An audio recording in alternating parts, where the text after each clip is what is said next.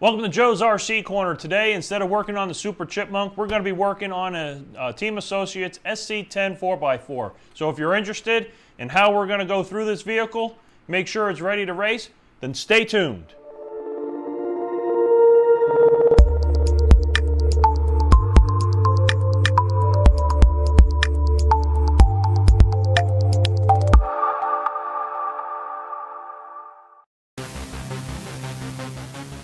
Welcome back to Joe's RC Corner. I appreciate you taking the time to watch the video. Today we're working on that Team Associates SC10 4x4 truck for my son Joey.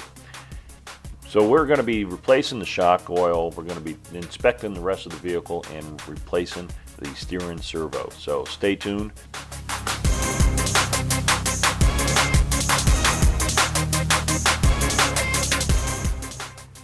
So as you can see, I've gotten the ESE off the car. I'm cleaning it up, trying to get some of the double-sided tape that was stuck to the back of it off. I'm using some alcohol in that little spray bottle, spraying it down, cleaning it up, taking the solder joints back off, and undoing all the wiring. I want to try to clean up the wiring a little bit to make it look nice inside. Not saying that the previous owner didn't do a good job. He did.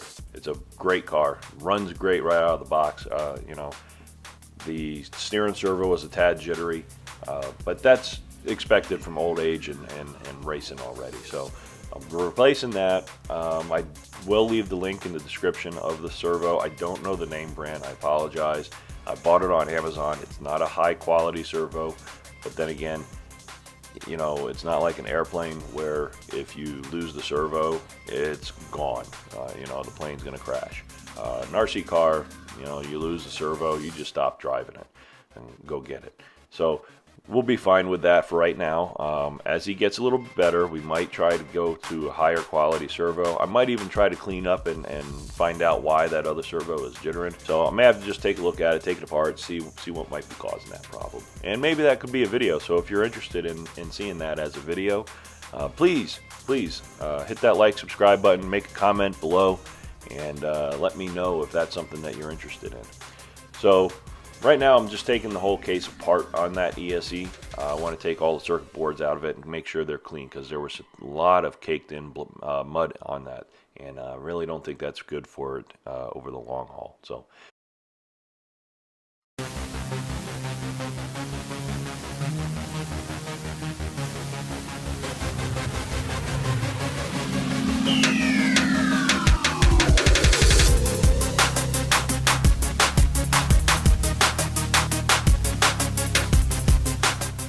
So I know some people some viewers have been looking for what type of soldering iron station I have there, and I will leave the link in the description for it. I bought it on Amazon. It's not a high quality one. It was fairly inexpensive, but it does have digital controls for temperature. It seems to be a pretty decent one. I haven't really had any issues with it. Uses the same tips as my Radio Shack cheapo soldering station. So so far so good. I've had it for about I don't know, about 6 months or so. So far it works great. Can't say too much more about it other than that. So if you're interested in it, please take a look at the link below and go ahead and purchase one. It seems to be pretty decent for the price.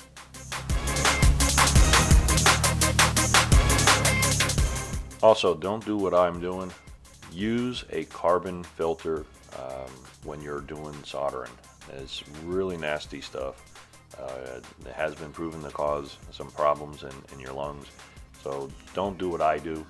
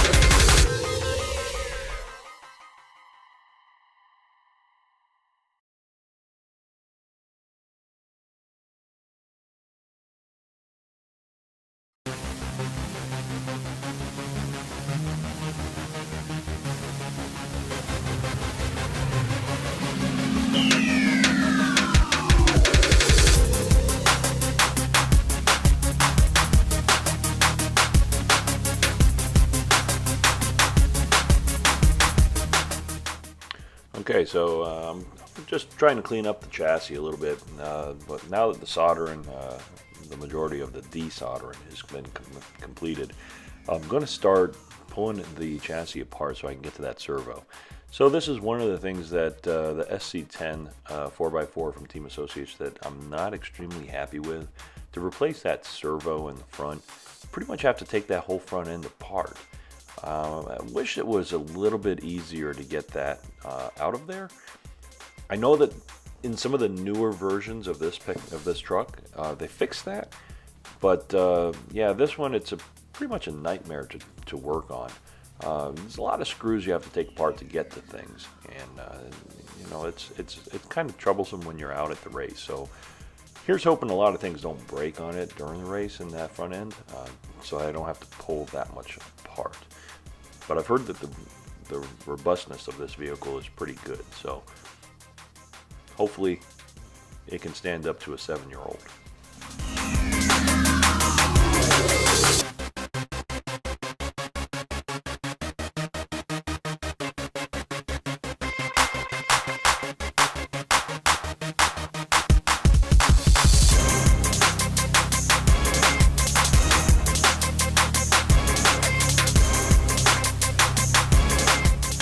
One thing you want to just keep in mind while you're pulling any vehicle apart, keep track of your screws.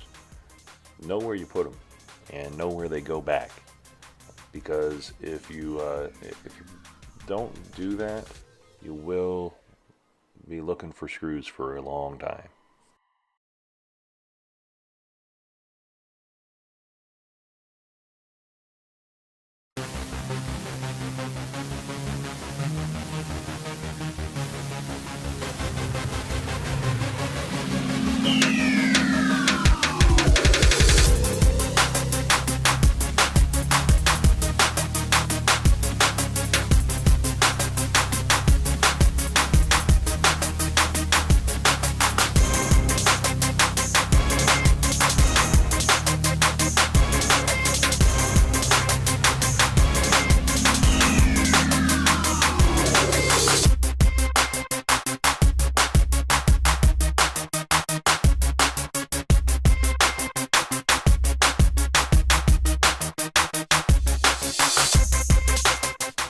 Hey, my dad just came over while I was working on the car, so that's why the garage door just opened up.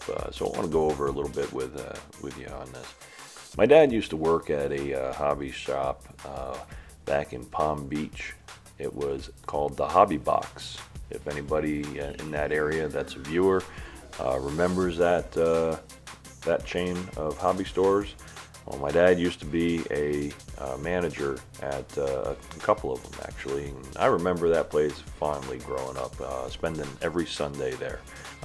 That's how I got into this whole hobby. So just a little bit of background on that. Maybe one of these days we'll have him on some of the videos.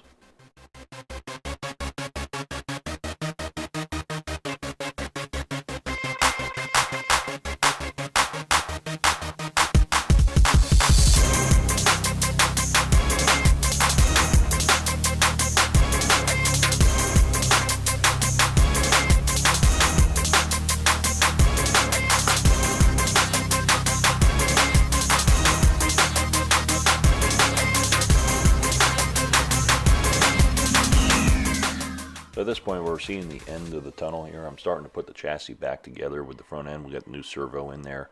It's working great, no jittering, and seems to be plenty strong enough and plenty fast enough for him, for my son. So I think he'll enjoy this. So, like I said, reassembling the chassis, trying to get everything kind of routed back to where it needed to be, get the belt back on for the four-wheel drive, check the tension of the belt as well. I don't want it too tight, nor do I want it too loose. Getting the motor mounted, and we're on the home stretch basically. So stay tuned, we're almost there.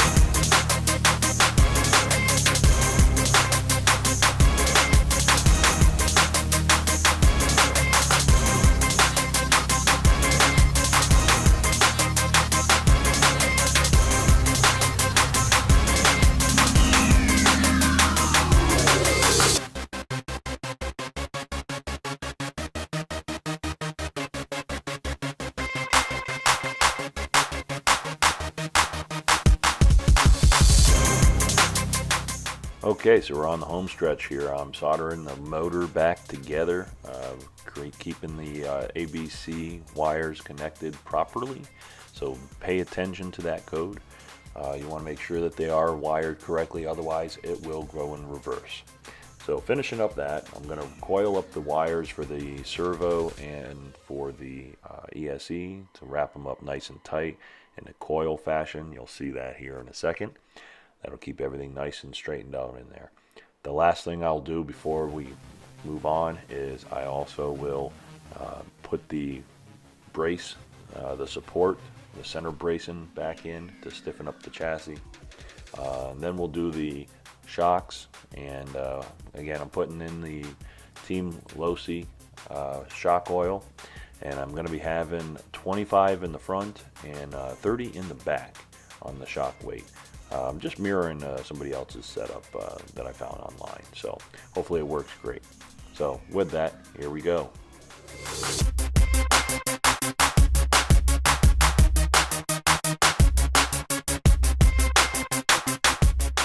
So thank you again for joining me here on Joe's RC Corner, and as you can see, we've gotten this short course truck all done, ready to race. We replaced the shock oil on all of them. We put 25 in the front, 30 in the back. We adjusted the belt. We cleaned the motor. We cleaned the chassis. Put it all back together. We also replaced the servo because the steering servo was it was chattering quite a bit. So we got that all fixed. Put a new one in there. It works great. So Joey is ready to go and race at Sun City RC. In 2 weeks. So again, thank you for joining me today, and please like and subscribe to the channel.